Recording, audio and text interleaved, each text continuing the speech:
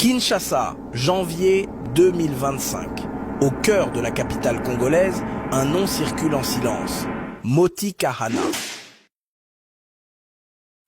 Homme d'affaires israélo-américain, héritier d'un passé marqué par les pogroms de Roumanie, et désormais figure centrale d'un complot déjoué, une enveloppe secrète, 3 noms, un président visé, un coup d'État stoppé à la dernière minute. Les services américains et israéliens auraient piraté des téléphones, intercepté des messages et neutralisé un réseau militaire infiltré jusqu'au sommet de l'État congolais. À la tête de cette conspiration, un ancien chef d'état-major, une rancune, une trahison. La République démocratique du Congo a frôlé le chaos. Mais ce que vous allez entendre maintenant dépasse tout ce que les médias osent publier. Bienvenue sur Africa TV Network. Voici la trahison, l'espionnage, le coup d'État. L'opération de l'ombre qui a bouleversé Kinshasa. Préparez-vous. A Congolese government official who declined to be quoted says the country's former army chief of staff, Lieutenant General Christian Chiwewe, has been detained at the Ndolo military prison in Kinshasa. Ce que vous allez entendre dépasse la fiction. Trahison, complot militaire, réseau étranger et une liste secrète livrée au sommet de l'État. Un homme d'affaires juif, des généraux congolais, des services secrets américains et israéliens. Voici les dessous d'un coup d'État déjoué in extremis à Kinshasa. Tout commence à Davos. Le président Félix Tshisekedi y croise, par l'intermédiaire de réseaux diplomatiques, un homme discret mais influent. Mordecai Kahana, homme d'affaires juif impliqué dans plusieurs secteurs sensibles, y compris le renseignement. Il remet personnellement au président congolais une liste de conspirateurs dont le nom du général X, cité comme cerveau d'un coup d'État en préparation. Tshisekedi prend l'alerte au sérieux. De retour aux États-Unis, les relais de Mordecai Kahana activent leurs canaux. Washington se montre préoccupé par les avancées du M23 à Goma et Bukavu.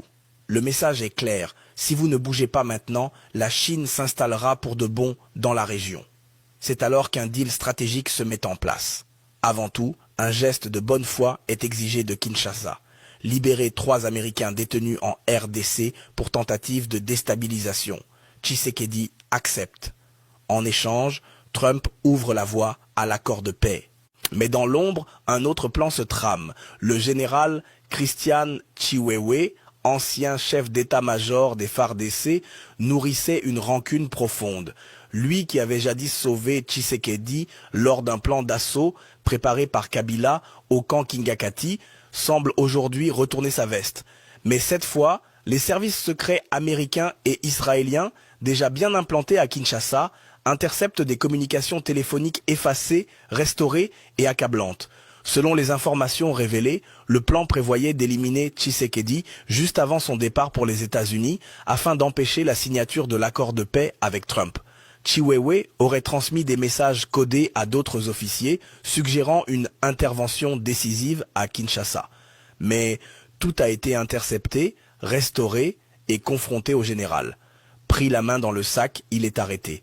La tentative de coup d'État venait d'être neutralisée grâce à la coopération secrète des services américains et israéliens.